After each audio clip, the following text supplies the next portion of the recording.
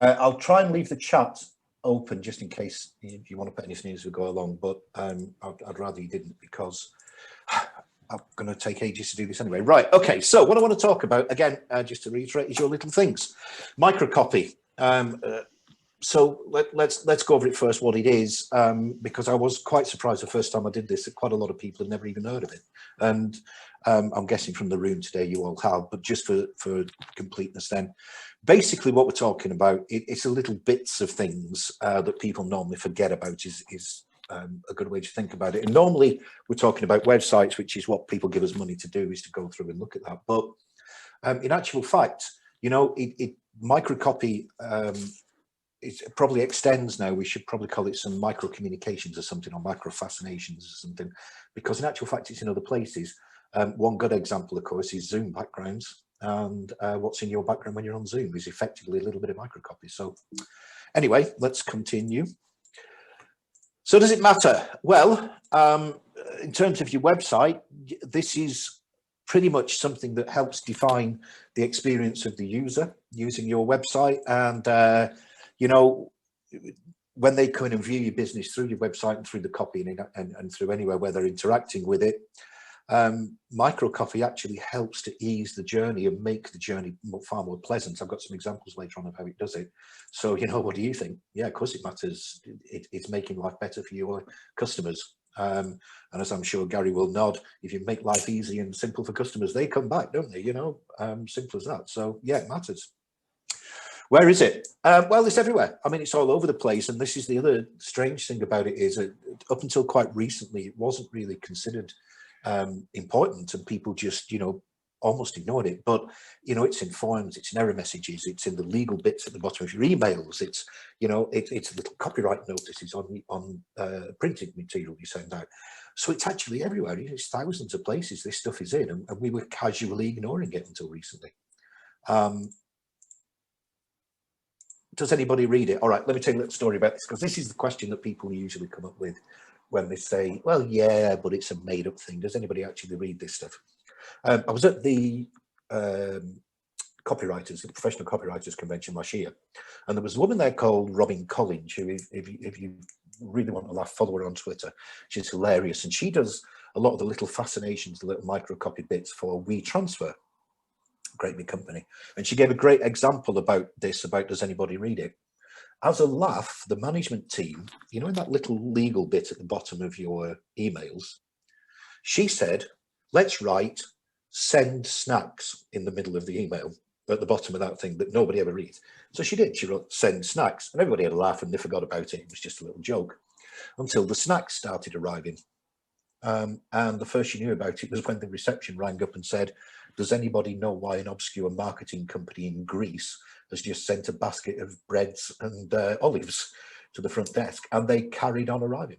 So yes, people read that stuff, you know. Okay, so here's some good examples then.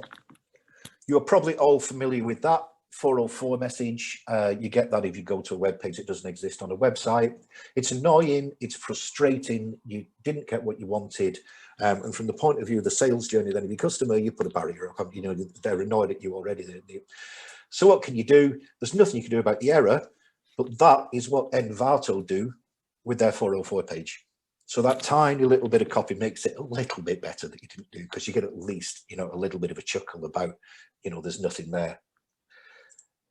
Here's another one. This is Grammarly and Dollar Shave. Grammarly and Dollar Shave in particular are masters of this. But this is one from Grammarly that shows how microcopy can work.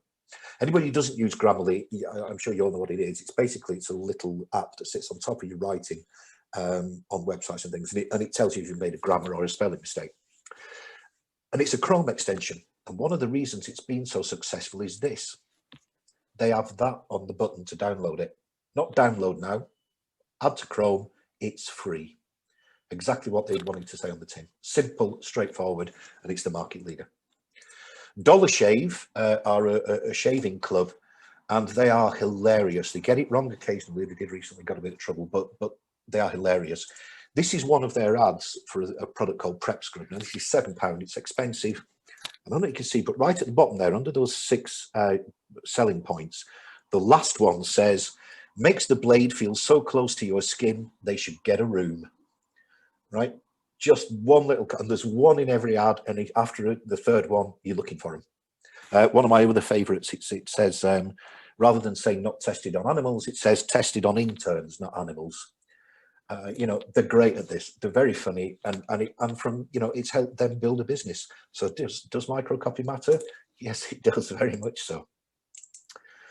So what makes it good? Well, consider content. Number one, don't just throw things at it. This is some way you need to think about it. It has to be in your voice, and your voice is important, really important in your microcopy.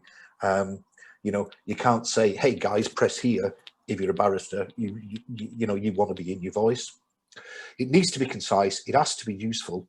You know, it has to be concise for obvious reasons. But it needs to be useful. But consistency is really important. If you say next, use next all the way through. If you say proceed, use proceed all the way through.